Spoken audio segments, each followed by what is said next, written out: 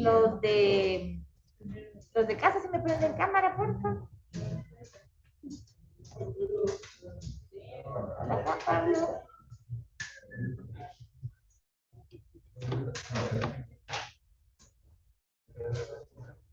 Tú puedes apagar tu cámara cuando tengas cena. Va, ok, entonces empezamos, ahora sí. Habían tres tipos de hormonas, las esteroides, las peptídicas y las derivadas de aminoácidos. Entonces, vamos a ver cómo funciona cada una. Las esteroides o esteroideas, como son de naturaleza lipídica, igual que los fosfolípidos, son afines entre sí. Acuérdense que lo que es similar se atrae y lo diferente en química se repele en cuanto a solubilidad. Entonces, como los esteroides son apolares y las membranas también, eh, las hormonas esteroideas tienen la capacidad de atravesar la membrana de fosfolípidos. Entonces, como atraviesan la membrana, quiere decir que pueden entrar de forma directa a la célula. Entonces, las hormonas esteroideas se difunden, o sea, por difusión la membrana y entran a la célula. Ya dentro de la célula, ya sea en el citoplasma o en el núcleo, van a haber receptores. ¿Qué quiere decir esto? Que cualquier hormona esteroidea puede entrar a cualquier célula. Sin embargo, si la célula no tiene el receptor, no va a causar efecto, ¿sí?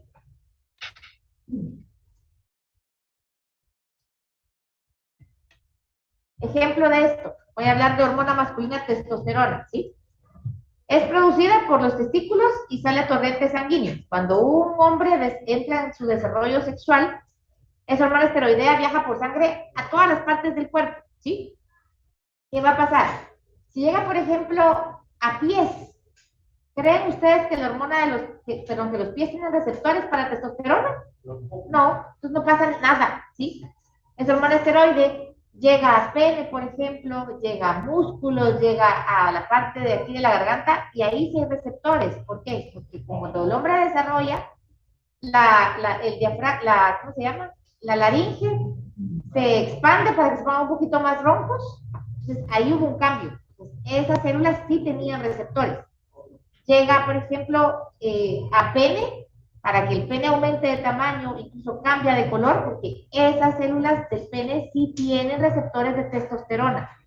Entonces, aunque llegue sangre por todos lados, solo las células que tienen receptores van a tener esa respuesta, aunque la hormona haya entrado a la célula. Entonces aquí, importante que como atraviesa membrana, pueden entrar a todas las células, pero solo responden quienes tienen receptores.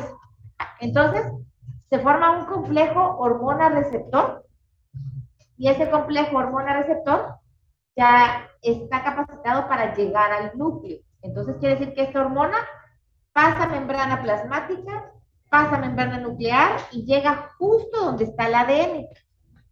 Y entonces se va a unir a genes específicos. Al gen que a ella le interesa, porque es sobre quien va a trabajar, a ese gen lo busca, lo identifica, lo encuentra y se le pega, ¿sí? El complejo del receptor con la hormona se pega al gen específico dentro del ADN. Y entonces ese gen específico va a empezar a transcribirse. Esto quiere decir que pasa de ADN a ARN mensajero. Esa es la transcripción. Usar el ADN para hacer ARN mensajero.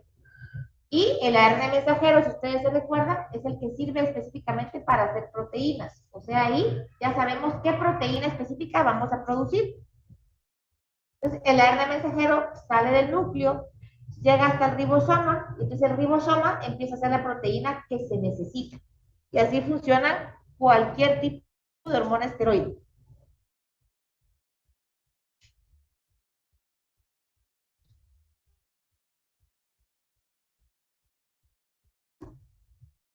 Esa síntesis de proteínas se puede dar en ribosomas individuales en el citoplasma o se puede dar en los ribosomas del retículo rugoso. Entonces, me avisan cuando pueda pasar.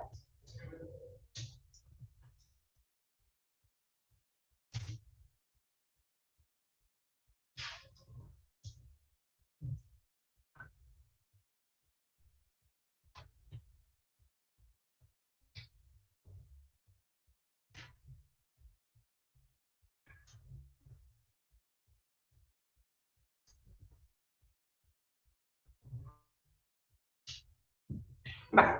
¿Paso ya?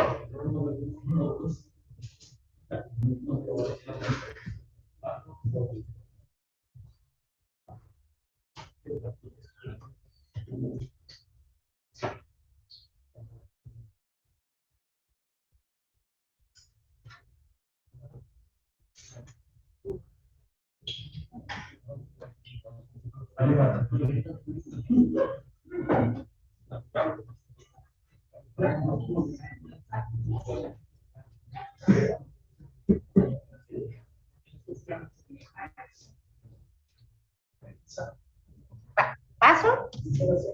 Ok, y aquí está esta imagen muy parecida a la de su libro. Básicamente tenemos la hormona esteroide, aquí se mira que es derivada del colesterol, tengo 3 anillos de 6 y un anillo de 5. Esta membrana atraviesa directamente, perdón, esta hormona atraviesa directamente la membrana, se forma este complejo que este es el receptor, y el complejo receptor hormona ya entró por los poros del núcleo, literalmente dentro del núcleo. Ubica el gen que le interesa, se pega a ese gen y entonces de esa forma empieza la transcripción. Aquí vemos que entonces ya sale el ARN mensajero nuevamente por el poro nuclear y viaja hasta el ribosoma, donde ya el ribosoma empieza a hacer la síntesis de proteínas y se genera la proteína que se quería. Entonces, así funcionan siempre las hormonas esteroides. Si esta hormona hubiera entrado aquí y este receptor no existiera, aunque la hormona esteroide esté dentro de la célula, no va a causar absolutamente nada. ¿Claro este proceso? ¿Sí? Y luego las hormonas peptídicas y derivadas de aminoácidos trabajan de la misma manera. Básicamente los aminoácidos, por sus grupos funcionales, ya van a tener una polaridad definida. Entonces, resulta que estos son polares y la membrana plasmática es apolar. Entonces, ahí no hay match, ¿sí? Como uno es polar y el otro es apolar, no pueden atravesar la membrana. Entonces, las hormonas peptídicas y derivadas de aminoácidos se van a quedar siempre por la parte de fuera de la célula, jamás entran. Las células que son afines a este tipo de hormonas tienen receptores en la membrana de su célula, o sea, por la parte de fuera.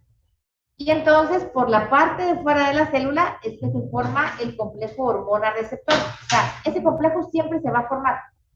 Pero en este caso, el complejo se queda fuera de la célula. Sin embargo, el complejo está asociado a un segundo mensajero.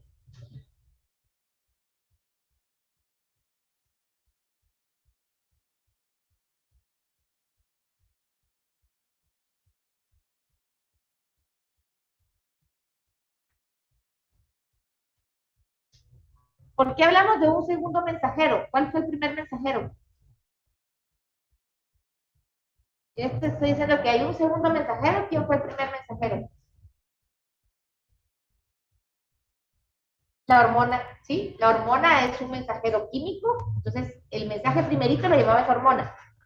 Como no puede atravesar, este complejo activa a un segundo mensajero, que el segundo mensajero puede variar de naturaleza. Tenemos el AMP cíclico, que el AMP cíclico es una forma de resumir monofosfato de adenosina.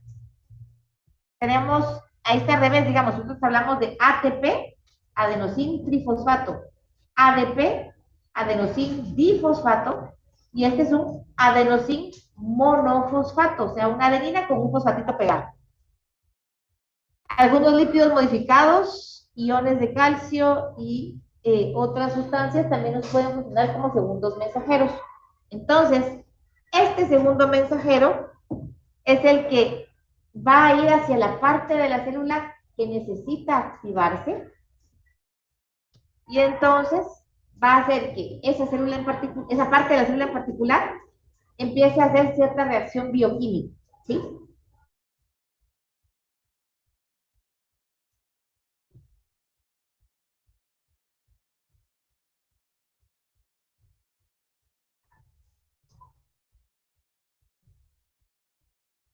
Por ejemplo, si la enzima que está llegando es insulina, ¿sí?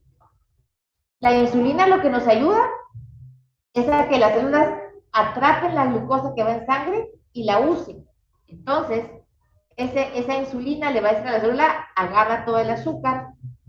Cuando ya el azúcar entra, digámoslo así, el segundo mensajero puede viajar directamente a mitocondrias para que la mitocondria se ponga pilas y trabaje y haga más enzimas que le permitan transformar el azúcar en ATP. Si yo no estoy haciendo ningún tipo de actividad física, se va a activar otro tipo de enzima que va a ayudar a que ese azúcar, en lugar de hacerse ATP, se haga glucógeno. Y si sigo sin hacer ejercicio, se activa otra enzima que hace que ese glucógeno se vuelva grasa. Entonces, aquí una diferencia importante, varias diferencias. Las esteroides llegan al núcleo y trabajan sobre genes. En cambio, estas jamás entran al núcleo, es más, nunca entran a la célula y van a partes específicas de la célula para cambiar el metabolismo. O empiezo a hacer reacciones químicas o dejo de hacer reacciones químicas.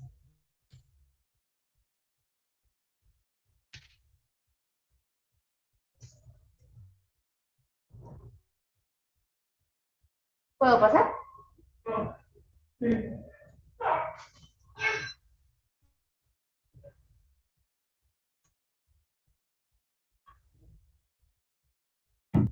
¿Ya?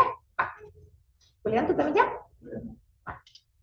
Entonces aquí también está la imagen. Si se dan cuenta, llega la hormona, el receptor está en la membrana, se forma el complejo hormona-receptor y ahí se queda. O sea, este complejo jamás va a entrar. Sin embargo, aquí está asociado al AMP y entonces el AMP cíclico, ya, que es el segundo mensajero, ya va a viajar hacia la parte que se necesita para activar enzimas y que cambie el metabolismo. Entonces, ese sería como, aquí sigue mi núcleo adentro y al núcleo nunca llegó nada.